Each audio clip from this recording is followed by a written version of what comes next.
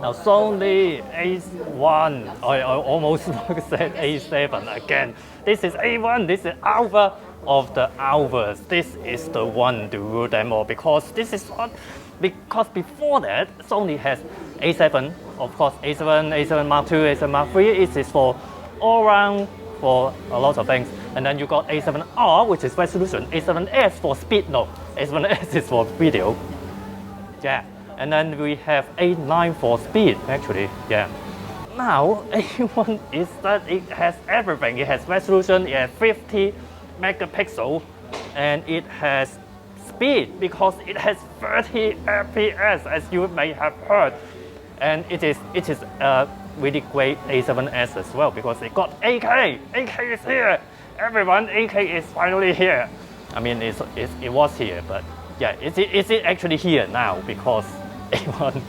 50 megapixel is not the A7R Mark IV 61 megapixel, and it's not 100 megapixel not Fujifilm, but then that is a medium format. But 50 megapixel, it is still more than everyone else. And what about 30 of them every second? No black screen during continuous bursts. And what about electronic shutter 1/200 of a second flash sync or mechanical shutter 1/400 second flash sync? This is very crazy. I mean, it's kind of okay when I'm just looking at the screen. Wow! When I'm looking at in front. Now maybe I have to make it clear, what you are looking at is not a video, it is all still photos.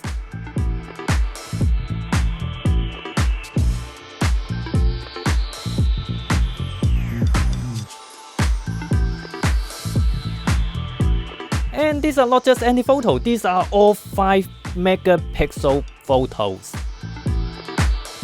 This is what it's like to be a YouTuber, you know, operating 2 cameras at the same time. Okay, got it. What's more, this has a really great EVF because this is the same as the A7S III, 9 mega points, 9.44 mega dots. It is still unique for Sony. Only Sony has a 9 million dots EVF, and it also supports 240 FPS refresh rate. So it is really lifelike. I have been saying a lot of now modern EVF lifelike, but this is actually lifelike. Of course, you got a trade-off between you can choose for resolution or you can choose refresh rate. Basically, it looks the same. It's a flagship, but it's not like the usual the DSLR flagship. The camera body is still the same, but of course you can put on a vertical grip. The grip is just like the A7S III. It is not best, but it's good. It's great. It's a great grip. Now the buttons is a lot like A9. Looks like this is more a still camera because the record button is still at the back, just like the A9. It's not like the A7S III, which was on the top. And this is like A9. This is great. This is just like the, before that only A9 got a dial on this side, but this is so much more convenient. I hope all other A7 has it as well. Now you may also heard that it got a normal flip screen, so this is kind of more still oriented, but then it's still really great on video. Funny. Now this screen is a bit disappointing. It's only 1.44 million dots. Don't know why, but yeah, quite the same. Yeah, all of that quite the same. This is like A7S III. It supports this CF Express Type A, the funny Type A. I never heard of that before A7S III. It got a Ethernet port, and you got USB-C and USB-A. Got a full-size HDMI. Especially the USB-C is a 10 gigabit speed, so it's even faster than Ethernet because they got 50 FPS. I mean not 50 megapixel It also has the new menu system from A7S III. For example, if I want to set up the Viewfinder, because there's something to set up for the Viewfinder, it's obviously in the toolbox, and then go down to Finder Monitor, and then you will find the Finder flash rate. Easy. Now here you have standard, high, and higher. With the higher setting, you got 240 frames per second, but a bit lower resolution, so you have to choose between resolution or refresh rate. Now one thing is that they said the shutter noise should be reduced. Actually this is really quite quiet, but actually a lot of modern camera is like that. These days a lot of shutter noise are quite low. Now almost forgot to mention this is mechanical shutter obviously, but then yeah. This is almost just like those fake shutter noise, but no, this is actual mechanical shutter.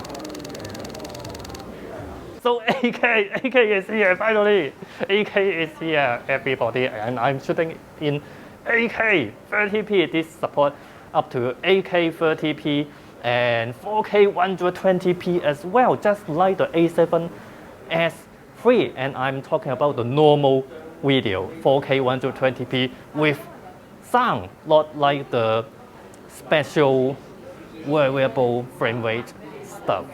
And 4K 120, 4K it can shoot all eye as well, just same as A7S III again. But for 8K it doesn't have all eye. Also, one thing I like it a lot is that the Acetone new color profile. I'm shooting with Acetone as well.